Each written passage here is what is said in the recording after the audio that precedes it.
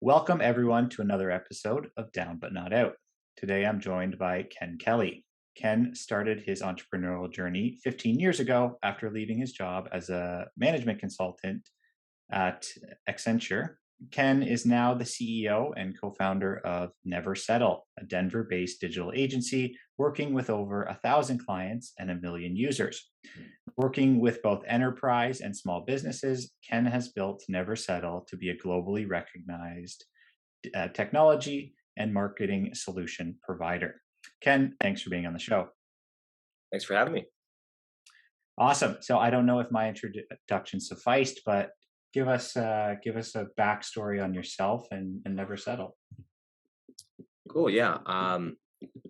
I like talking about others more. So when you say backstory, Yeah, much easier. yeah, you know, my backstory would be I was the first person to go to college, and I had really incredible professors that encouraged me to get into management consulting. I always kind of want to start my own thing. My family was somewhat entrepreneurial. My mom had started a little restaurant. My dad was a mechanic. He started a mechanic shop, and it was just kind of in my blood. And once I went to college, I just had a professor saying, "You got to go learn first." So that's kind of where I started. And then through a series of events, life pushes you into these things, and you see doors, and you choose to open them or not. And I've started a handful of companies, and the most recent one would be Never Settle, which is digital and a creative agency where we do B2B work for businesses, whether it's app development, web development, e-commerce, branding, marketing, design, things like that. And we started that. It'll be 10 years this coming fall. So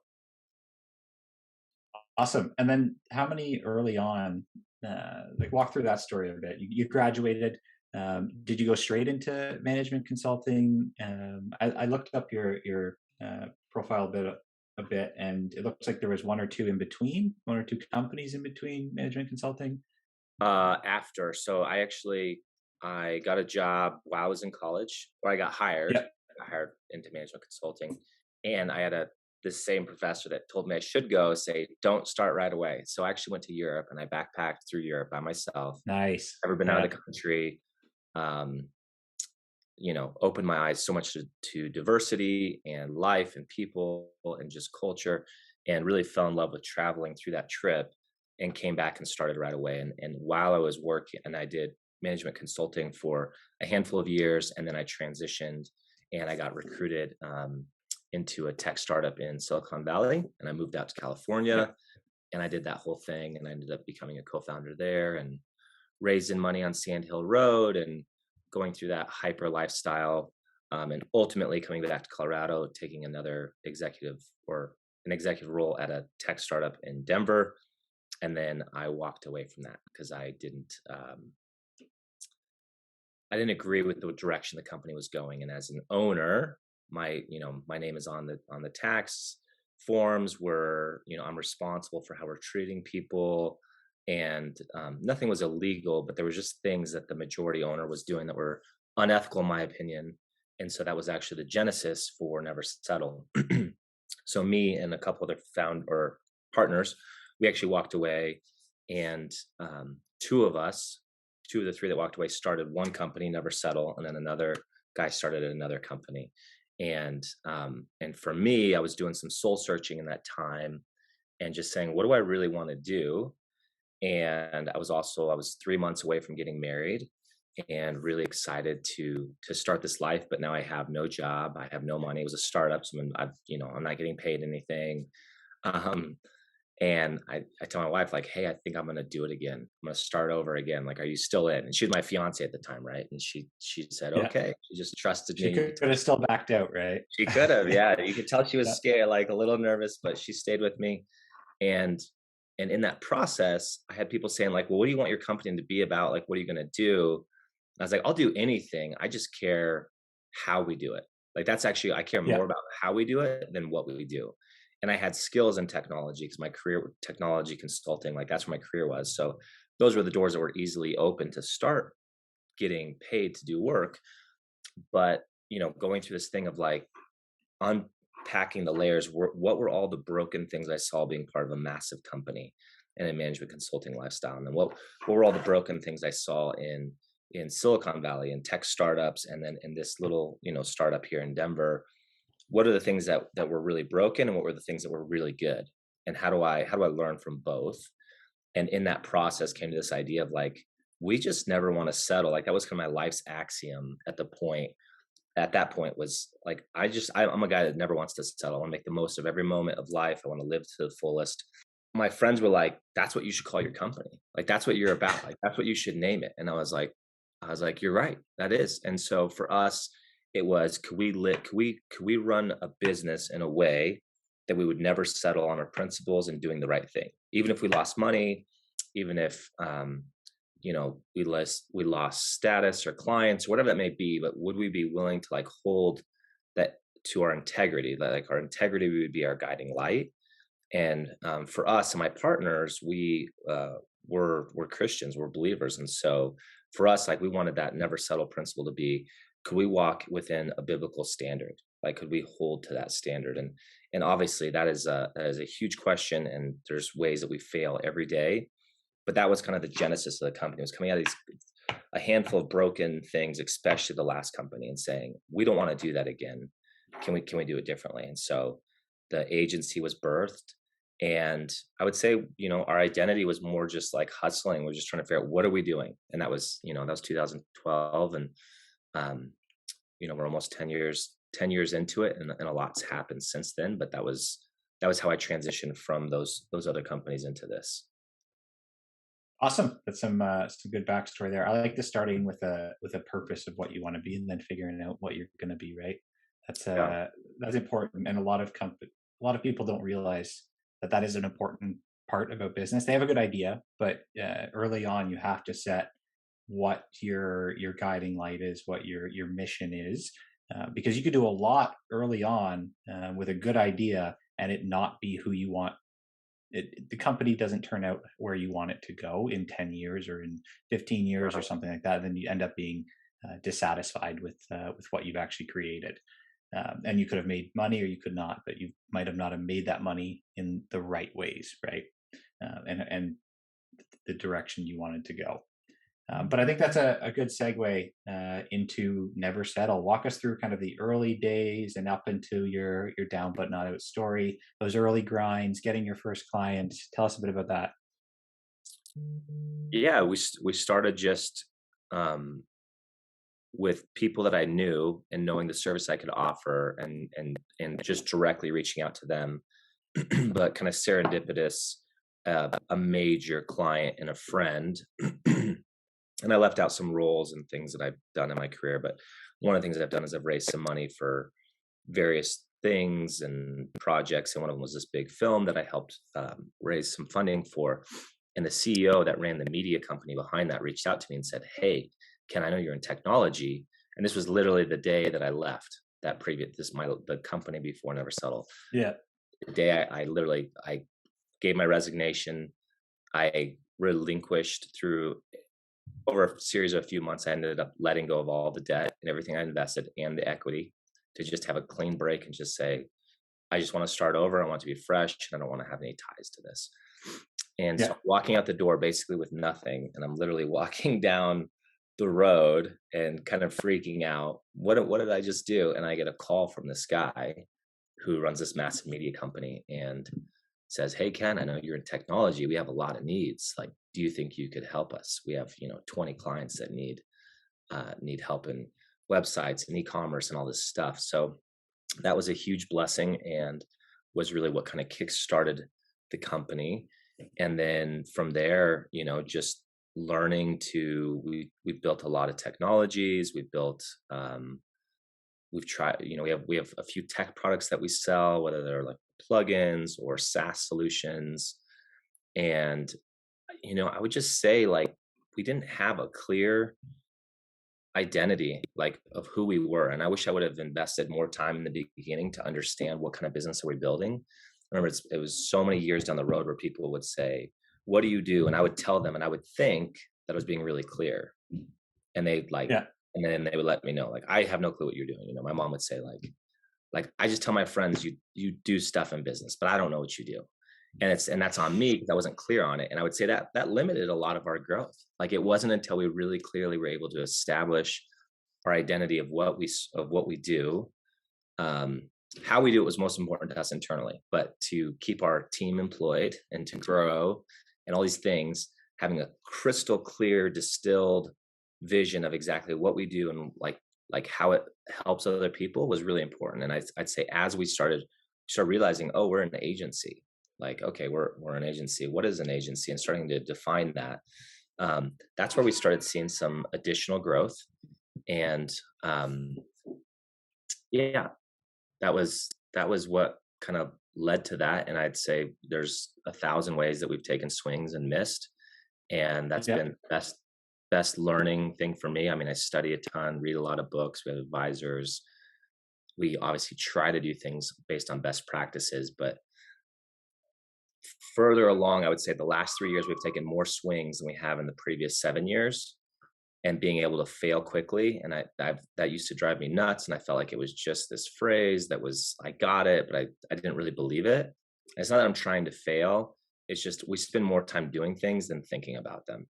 So we come up with Mhm. a strategy, we try to implement it, and then we learn from it really quickly versus taking a year to implement the strategy or spending a ton of time on a 10-year plan when like Yeah. we don't know what's going to change in 10 years, right? That's going to get into the story, but COVID changed a lot of things. Like if we had a 10-year plan, it would have been pointless because of what COVID did to the market for us. Yeah. Yeah. I think with startups and or even larger companies, their environments are changing so quickly that a year plan, 2-year plan is often all that suffices. And even those things change just so quickly. You can have a rough idea, and that's one of the the principles of like a lean startup, right? Of the lean startup is fail fast, just test out things, spend less time planning and more time doing because you'll learn more from the doing. And as long as you're going on a direction, you'll have to move and pivot, but as long as you can continue to do that, that's the best way to go about it. Um, well, that also another good segue into you mentioned the last 3 years, and we had talked before, and part of your story or your story has to do with the COVID-19 pandemic that obviously shocked the whole world. But walk us through that down but not out moment. Yeah, so we were starting to get some healthy growth. Say we had kind of consistent 20 to 30% year over year growth.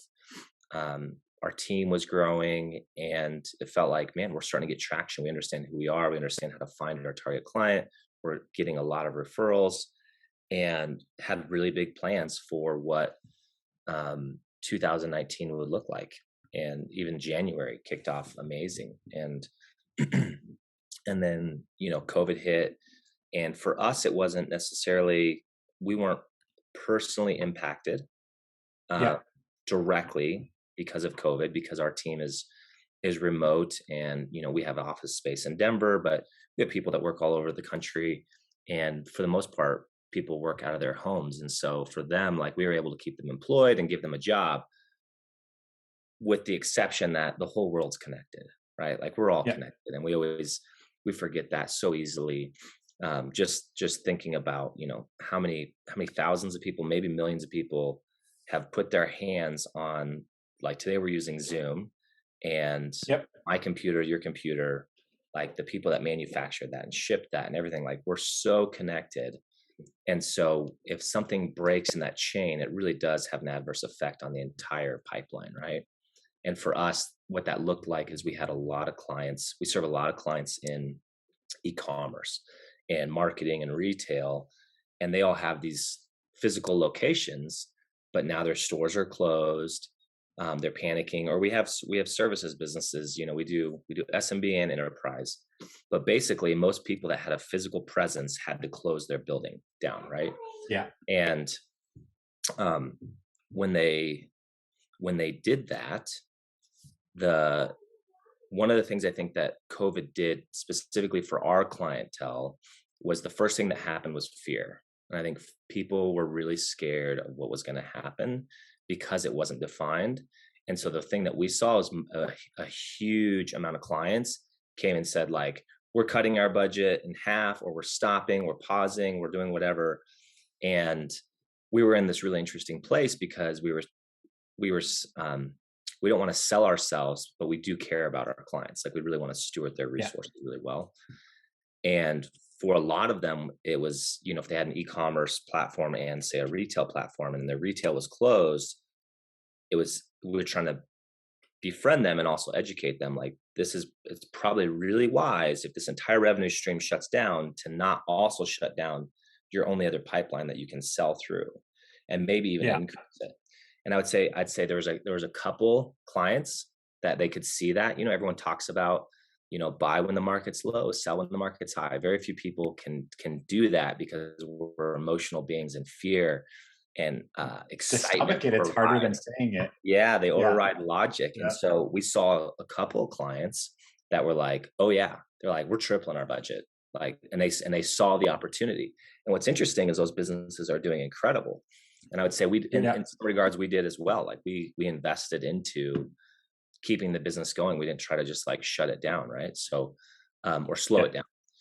So in that though, so many clients pulled cash away from us, and I'm sure lots of other places that, our revenue was cut probably more than in half in a matter of 30 Yeah. days. It was dramatic and it was quick. And we have all these people on payroll. And for us as a services business, 90% of our budget, maybe 95% of our budget annually is going to people. So, Yeah. uh, so our biggest concern is we're going to lose these people. And for us, it's again, like, how do we do business? Well, we want to take care of the people that work for Never Settle. Like we want them to be thriving in their home, want them to have a good job that they like. And it was really clear, like our burn rate is, double, triple our revenue rate. So we're going to be in serious trouble. And so we got together as a management team, and the thing that came out of that meeting, like the guiding light for us was like, okay, what do we have to do to make sure that we lose nobody? And so that was, so we had this like crystal clear vision of like, what's most important right now. It was like, we don't want our people to lose their jobs. It's not like they can go get another one quickly. Like Yeah. people are mass layoffs. And and then once we got clarity on that, then everything else was actually pretty easy. And I mean, easy to implement. Like it wasn't complex. It was very hard, but it wasn't complex. And for us, what we landed on is as owners and executives, there's four of us. We were going to relinquish our pay, so we'd get rid of that bill for all four of us, and then we'd go to our team and we'd say we're going to ask everyone to take a 30% pay cut. And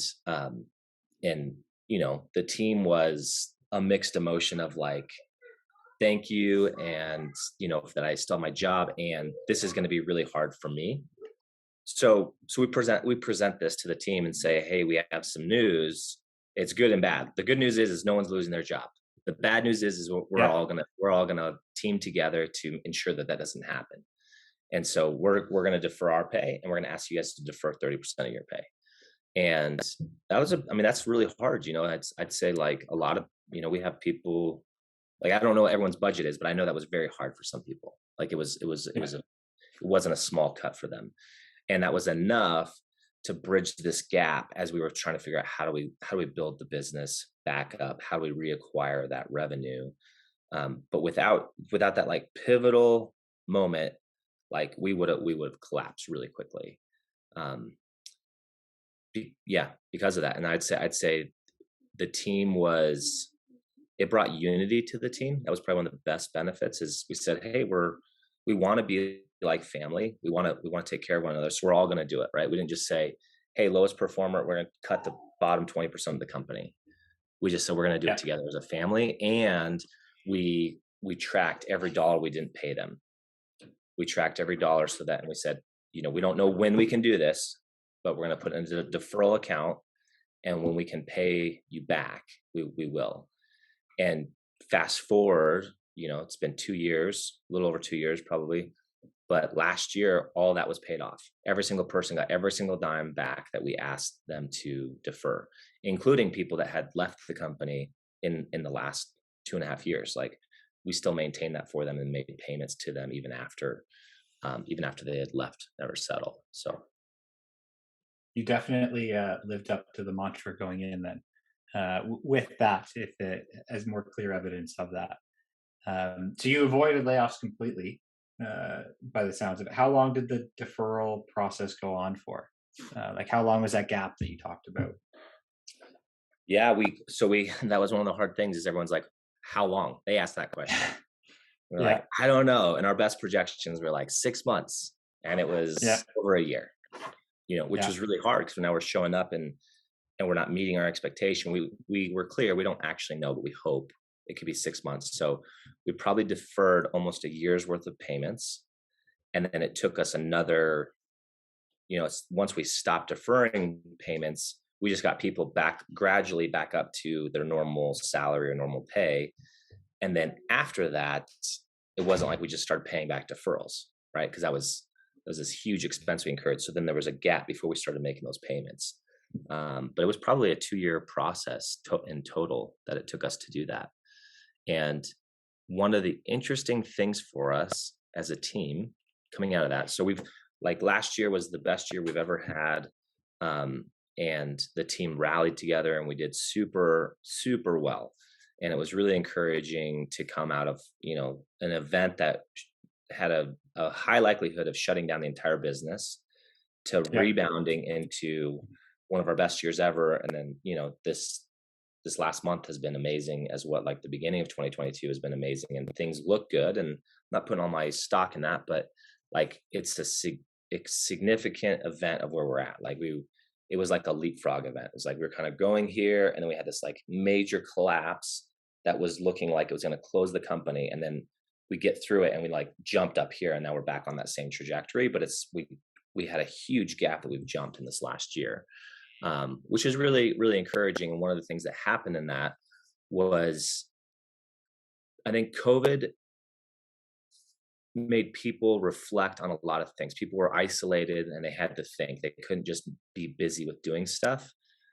And during that time, for a ton of reasons, people realizing I need to be closer to my family. I actually really I don't like technology. I'm really interested in music or whatever it may have been.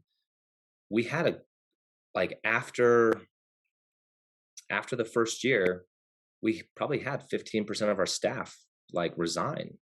And yeah, not on bad terms. There was all this stuff of like, I just realized I've been thinking about my life and I'm just not that interested in being in front of a computer. And so it yeah, was like great, it was hard, but it was like great. But what was really interesting is that when we and this feels challenging to say on a podcast, but you never want to rank people, right? But if we had to stack people like highest performers, the best people on our team stayed, and the people that were great people but weren't the best of the best of our team were the ones that like ended up leaving. And so then we had yeah, this really lean team, but was the best of the best, and all of a sudden we're able to do everything that we were doing before with less people. And that was yeah, that was really interesting because you don't know where you're unhealthy in the business until you lose those pieces. And so I yeah, thought we were going to have a major collapse, and it was like we're actually doing better. And for us, that's and it the thing to clarify there is we limit our work hours to 40 hours a week, so we don't let our staff work more than 40. So it's not like we had less people and we said, okay, we'll pay you overtime or work twice as hard. Like it was within the same container with 20% less people, and we were doing the same amount of work as before, which was really helpful. That increased our profitability. That helped us pay back those deferrals, honestly. And then it set us on a new trajectory of, okay, we got to what can we learn from this? Like, how can we hire better? What does that tell us? Like all these things. So it was definitely a catalyst moment for us that I would have never expected. And going into it was very intense. When you're looking at, we're going to shut down the doors if we don't find a solution to this. And I don't even know if this solution is a good one, you know, yeah. And you don't know how long it's going on for. Back to that question, right? for Of that sure. gap. I remember the early days. You can say the early days now because it's been almost 2 years, right? Okay. Of COVID-19, where everyone was just in limbo, and like you, our clients, there were a number of them that were just like, I don't know where the world's going to be in a month or two or three, so we're just pausing. then the world went pause and we went plateau. We dropped a bit as well, and we didn't know how long that was going to go on for. And without some changes that we had made and some government funding, like it would have been tough to make payroll as well. Yeah. Um, did you ever get any of those clients back that paused or like early on had left? Are you still working Yeah. with some of them? Can you Yeah. I don't think my team would probably know better than me. I don't think that we permanently lost any one client. That's Well, good. I shouldn't say that. I take that back because I'm thinking about people that had shifts in their business and stuff. But it was probably less than 2%. To like Yeah, it was a very small number. Um, and yeah, so it felt like things just were paused. And yeah, then after that, we actually had a lot of people that I think with enough time started realizing, oh man, I got to get on the game. Like I got to get in this game on e-commerce specifically because my competitors, they're blowing me away. And this is my only pipeline. Like I can't sell to people directly. So I got to figure this out. So we ended up doing a lot of work for people, converting a lot of businesses into e-commerce. They were physical sales converting to e-commerce or subscription type products, whether it's a digital subscription to get access to this information, whether it's coaching, training, education, or subscription to a mail product, a mail in product like a supplement or a food thing or something, but you get it every month or every quarter. And so we ended up doing a lot of work in that particular space. yeah. I know some agencies in town that did see that dip originally, and then however long after, their retail side clients were like, "Hey, we need to actually double down on this, right?" Yeah. And I know myself looking at purchasing from some of my favorite local shops, restaurants, what have you. You look at brand new retail e-commerce stores that they have set up that they've had to do during COVID, right? That they Yeah. didn't have before. So definitely a time of opportunity, but like we talked about, it's hard to stomach that early on. Of like, this is going to be a big risk. Yeah. Should I do this when you don't know how long that cap is going to go on for? Yeah, and we took some swings that did not work out. So one of the things we saw was restaurants in particular. And my mom, like Yeah, I grew up working. I started working in a restaurant, my grandparents' restaurant when I was 5, like just sweeping and trying to make dough. I think my grandma was just yeah, an incredible person and allowed me to be there, right? But I grew up in restaurants, worked through them all the way through college, and I have a heart for the services industry. And I love going to restaurants and stuff. And all my favorite restaurants, they don't have a solution to to maintain their business. And we yeah, we saw an opportunity, like we could create an app where a simple conversion for anyone's website to allow them to have online ordering, and people could order online and then pick up in the restaurant. And we built a solution for restaurants, a solution for um, churches so that they could like digitally stream their services if they were, some churches closed their doors, some didn't, but if they did, they would have a solution. And there's something with fitness. Oh yeah, like all the gyms that closed. So being able like getting the gym owners to just do digital workouts. So workout class. Yeah, yeah, yeah, stuff like that. And we built these 3 solutions. We tried to market them, try to sell them, and they were total flop, like total flop. yeah, And we took a big swing on that, and it didn't pan out, and that's okay. But what ended up happening was another idea.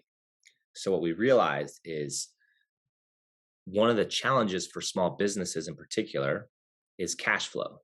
And a lot of these small businesses don't have, the restaurant that needs to sell now needs to do delivery or whatever that is. They don't have 10 to 20 grand to do a new website. Like they're cash strapped.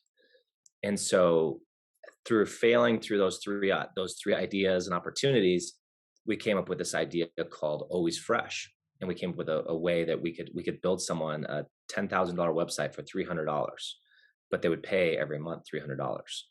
And so if we mm, can keep them past 18 months to 2 years, it's a long-term investment for us. So we're not like yeah, profitable out of the gate, but we're offering so much value that it makes it easy for someone that's cash strapped right now in a really tough economy to say yes. And so this new yeah, idea came out called Always Fresh, and we kind of launched a sub brand under Never Settle to build these Always Fresh websites. And it's more than just building the website. The reason it's called Always Fresh is that every month they get a few hours of support where they can get, our designer or marketer or SEO person can help them and invest that time. And then every 2 years they get a brand new refresh on their website. Because that's one of the things that is difficult with the website is it just gets outdated very quickly. And so you make this huge investment and then a few years later it's already, it's been dated. So we've created a plan for them to be able to always have a fresh presence online, which is really important at this day and age.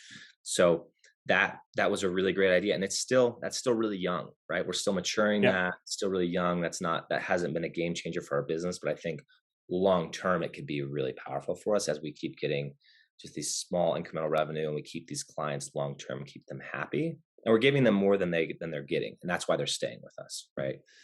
To them, their value is there. So that was another way we failed in this process, but out of it came something really good. Yeah. There's you miss every shot you don't take, right? So you got to Yeah. keep swinging. You got to keep going in there. I know we've taken a ton along the way. A lot of them don't work out, but it's the thousand things you do, thousand little things you do, and maybe three of them will actually work out and become something. I Yeah. think that's definitely an important lesson throughout the process. And we'll wrap up here quick. But I got a few wrap up here quick soon. Did you think about walking like when you went in to talk with the other owners and you had that conversation? Did you lay out what your options were, and if so, were one of them? Did it ever cross your mind of just walking away? No, but that's my like nature is to, Yeah, to never quit. And in some areas I've obviously kept things alive way too long, like products or companies that need to be stopped or closed. That's because I get personally invested into them. I shouldn't, but I do. And then I'm a believer, like I'm a hopeful person. So I always believe that tomorrow can be better than today. And so I believe like yeah, there is a solution to this problem. And so for me, it was just like, we're facing this, but I will do whatever it takes to not have this happen.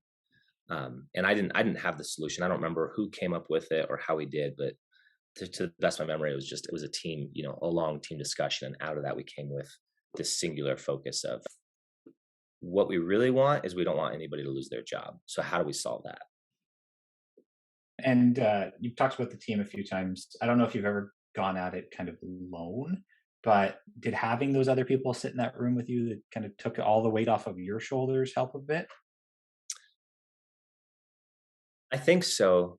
In the beginning, it didn't for whatever reason, because I was always responsible for finance and sales. So I was responsible for bringing in Yeah, new business and then keeping the finances going. I definitely felt like I carried a burden on my own. And it wasn't because yeah. my partners weren't like, it had nothing to do with them. It was just like, I felt like it was my responsibility, which, you know, I have very little control of anything in life. Like there's so many things that external factors that impact our success. And, um, but I did own that personally and it was unhealthy. And, um, when COVID hit, we were probably 6, 7 years in the business. And I would say I was definitely in a place where it felt like we were more aligned in a partnership. And we were just going into it saying, like, how do we do this? I know we always did that, but yeah, I didn't feel alone in it for sure. Good. Yeah, I know a lot of, uh, I'd say half the stories that I've heard are people that are sole founders, and half that have a co-founding team. And it's an interesting question to see, uh, if you bring someone with you, does that make it easier, right? Does that make it sharing the burden, right? Does that help? And how honest are they with their not only just their founding team, but also their actual their employees, their team there as well. So it's always an interesting question to hear if that makes it easier or not. Yeah. Last question. You've talked Okay. about quite a few lessons along the way. Uh, Anything else? Anything from this experience that you'd want to pass on to another founder that's going through a tough time? You know, I don't know if it's necessarily about the tough time, but I would say the best piece of advice I could give is how to ensure you weather the tough time. And it was hitting me when you were talking about companies that have founders or co-founders and companies that are sole proprietors. And I have a lot of friends that own businesses and I have both scales, right? And Yeah, And I'll have friends say, I don't know how you do that with people. Like, I just want to do my own thing. Like, I have no clue how you do it. And then I have friends that are like, oh my gosh, it'd be so nice to not be alone in this, right? And it's everyone wants to pick and Yeah. choose when they want partnerships and not.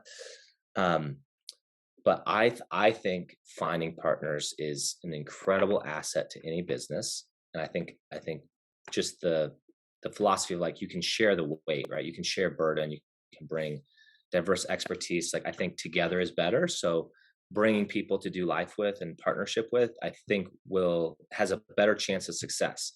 With the caveat of I think the most important decision you'll ever make in forming a business is who you partner with. So like Very early on decision. Yeah. yes, and that's the thing that I've seen a lot of friends go through really hard, dramatic circumstances because they chose the wrong partner. And everyone's awesome when things are going good, but you need it to be Yeah. awesome when things are going bad. And you can't vet that out up front, right? And to me, it's literally it's like right below the weight and importance of marrying the right person. Um, Legally in the government side, they actually see you the same. You share a tax form, just like I share a tax form with my Yeah. wife. If she does something bad, the government's not coming for her, it's coming for both of us. We have equal Yeah. Yeah. responsibility. And same thing in a business, right? So who I partner with is really, really important. And just like finding a spouse, like a wife or a husband, is you want to find someone that's going to be there for the long haul, right? Till death do us part, basically. And so I, I Yeah. I think that lots of people have entrepreneurs. We're excited by new ideas. We're excited to start something. We want to get it started. And it's just like, okay, I know I got to have a partner, and they make that decision too quickly, and they don't do enough due diligence and vetting to really find out, is this a person that can go through hard times with me? Because if you're starting a business, you are going to have some significantly stretching moments, and you're going to need someone that can like weather that storm with you. So to me, it's about setting up to weather that storm, not necessarily how to prevent it or what to do after it. I think that's a great lesson, and yeah, pretty much what the other answers that I hear from those other founders as well, is that bringing a team with you, and the right team, that's a very important caveat there, is incredibly important if you're going to make it or not in the long haul. So No, thanks, Ken. That's all for this episode. So thank you for sharing your down but not out story. To everyone listening, I hope you enjoyed this episode. If you did, please leave us a review. Also, subscribe to the show to be alerted of new episodes. And finally, like and share this episode on social media. Help us spread the word of down but not out. Bye, everybody. Bye, Ken. Thanks again. thanks again.